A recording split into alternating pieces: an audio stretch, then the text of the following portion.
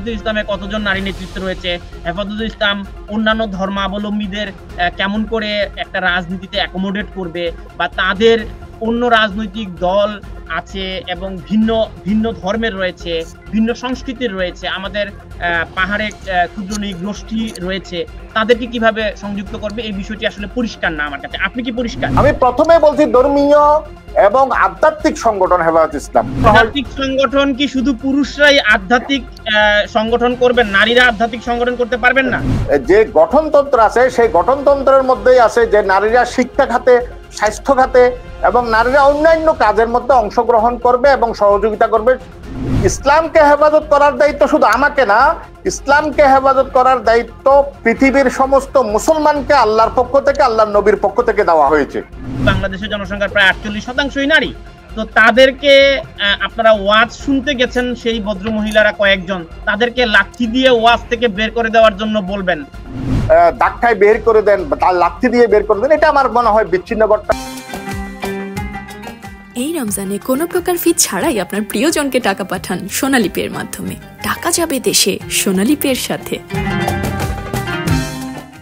আপনি কি মনে করেন যে ইসলামিক যে রাজনৈতিক দলগুলো আছে, বিশেষ করে হেফাজতের মতো বা অন্যান্য যে ইসলামিক রাজনৈতিক দলগুলো আছে, তাদের যে নারীদের ক্ষমতায়ন বা নারী নেতৃত্বের যে পলিসির কথা তিনি বললেন, আমি পরিষ্কার জবাব পাইনি, অন্তত সন্তুষ্ট হতে পারিনি। কতজন তার ওনার দলে হেফাজতে ইসলামে কতজন নারী নেতৃত্ব রয়েছে, হেফাজতে ইসলাম অন্যান্য ধর্মাবলম্বীদের কেমন করে একটা রাজনীতিতে অ্যাকোমোডেট করবে, বা তাদের অন্য রাজনৈতিক দল আছে এবং ভিন্ন ভিন্ন ধর্মের রয়েছে, ভিন্ন সংস্কৃতির রয়েছে, আমাদের পাহাড়ে ক্ষুদ্র নৃগোষ্ঠী রয়েছে, তাদেরকে কিভাবে সংযুক্ত করবে, এই বিষয়টি আসলে পরিষ্কার না আমার কাছে। আপনি কি পরিষ্কার? না নীলোফার, আগে আমি একটু বলি, হেফাজত ইসলামের নারী নেতৃত্বের ব্যাপার আসলে হেফাজত ইসলাম তো কোনো রাজনৈতিক দল নয়, কোনো গতানুগতিক রাজনৈতিক দল হিসেবে আপনি বিবেচনা করলে হেফাজত ইসলামটা হবে না। হেফাজত ইসলাম তো আমি প্রথমে বলছি ধর্মীয় এবং আধ্যাত্মিক সংগঠন হেফাজত ইসলাম। এখানে আপনি যদি নাকি রাজনৈতিক দলের সাথে হেফাজত ইসলামকে যদি নাকি আপনি মিলাই ফেলেন এবং সবকিছুর মধ্যে নাকি রাজনৈতিক দলের মতো যদি নাকি হেফাজত ইসলামকে চিন্তা করেন, তাহলে এটা আমার মনে হয়। আধ্যাত্মিক সংগঠন কি শুধু পুরুষরাই আধ্যাত্মিক সংগঠন করবেন, নারীরা আধ্যাত্মিক সংগঠন করতে পারবেন না? এক্স্যাক্টলি আধ্যাত্মিকতার মধ্যে নারীদের যে নিয়মে আধ্যাত্মিকতা করতে হয় সেই নিয়মে হেফাজত ইসলামের মধ্যে নারীদের ব্যবস্থা রয়েছে। সেই নিয়মটাই তো আপনি আমাদেরকে যদি বুঝিয়ে বলতেন যে কোন নিয়মে নারীরা হেফাজতে ইসলামের ব্যানারে আধ্যাত্মিক এই চর্চাটা করতে পারবে। হ্যাঁ, হেফাজত ইসলামের ব্যানারে নিয়ম, নারীরা হেফাজত ইসলাম যে দ্বীনি একটা সংগঠন বলা হয়, হেফাজত ইসলামের প্যাডের মধ্যেই লেখা আছে আধ্যাত্মিক ও দ্বীনি সংগঠন।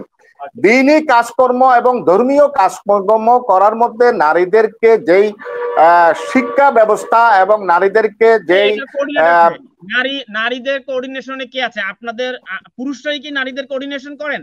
আমাকে 5 জন আপনাদের নারী নেতৃত্ব কেন? আমাদের শিক্ষা ব্যবস্থার মধ্যে নারীরা তো, আমাদের শিক্ষা ব্যবস্থার মধ্যে নারীরা শিক্ষক আছে, নারীরা শিক্ষিকা আছে। আমাদের আমি আপনার হেফাজতে ইসলামের হেফাজত ইসলামের যে গঠনতন্ত্র আছে সেই গঠনতন্ত্রের মধ্যেই আছে যে নারীরা শিক্ষা খাতে, স্বাস্থ্য খাতে এবং নারীরা অন্যান্য কাজের মধ্যে অংশগ্রহণ করবে এবং সহযোগিতা করবে, নারীরা এগুলা পরিচালনা করবে, এরকম আছে তো।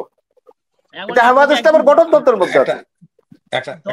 প্রশ্ন করেছে, আমি প্রশ্নটি নিয়ে মনি আপার কাছে যাব। হেফাজত ইসলামকে হেফাজত করার আপনাকে কে দায়িত্ব দিয়েছে?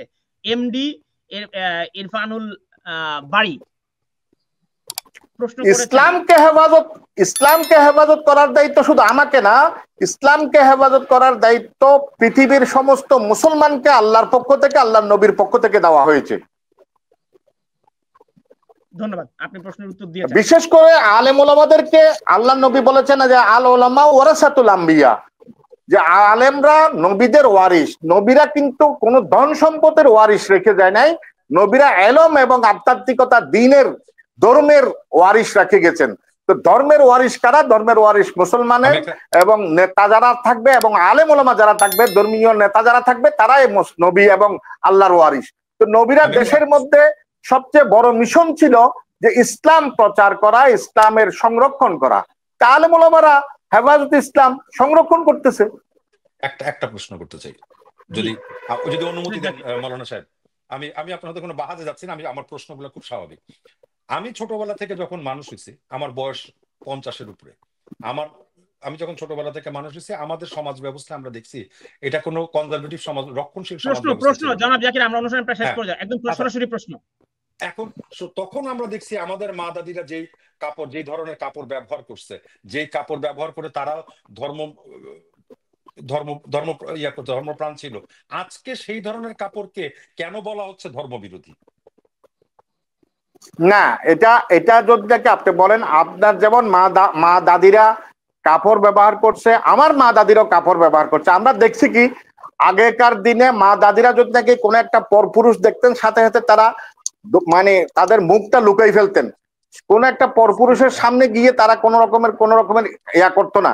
কিন্তু আজকে কি এটা পাওয়া যাচ্ছে? আজকে কি এটা হচ্ছে? আগেকার যদি নাকি আপনি আগেকার যদি মা দাদিদের কথা টানেন, আজকে কিন্তু আগেকার মা দাদিদের সেই কালচার আপনিও মেনে নিচ্ছেন না এবং অন্যরাও মেনে নিচ্ছে না, এবং তারা আজকের দিনের নারীরা কিন্তু আগেকার মা দাদিদের সেই কালচার নিয়ে সেই আপনার ইয়া নিয়ে চলতেছে না। তাহলে এখন ঠিক আছে, সেই ক্ষেত্রে বাধা দানের যে প্রক্রিয়াটা চালানো হচ্ছে, সেই প্রক্রিয়াটাকে কি আপনি সমর্থন করেন? যে একে ধরা হচ্ছে, একে মারা হচ্ছে, তার সম্পর্কে অশ্রাব্য কথা বলা হচ্ছে, একটা মেয়ে সম্পর্কে এই যে আমি আসতেছি আপনার, একটা মেয়ে সম্পর্কে যেই ধরনের মন্তব্য করা হচ্ছে, সে তো একজন মানুষ।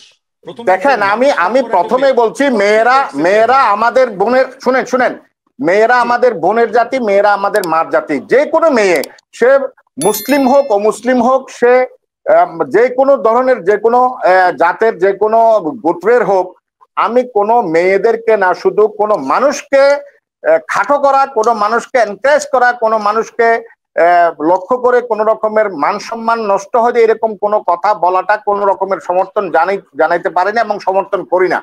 দূরের কথা, আজকে যারা নেতৃত্ব দিচ্ছে তাদেরকে ছোট করবে, তাদেরকে তাদের মান সম্মানের আঘাত করে কথা বলবে।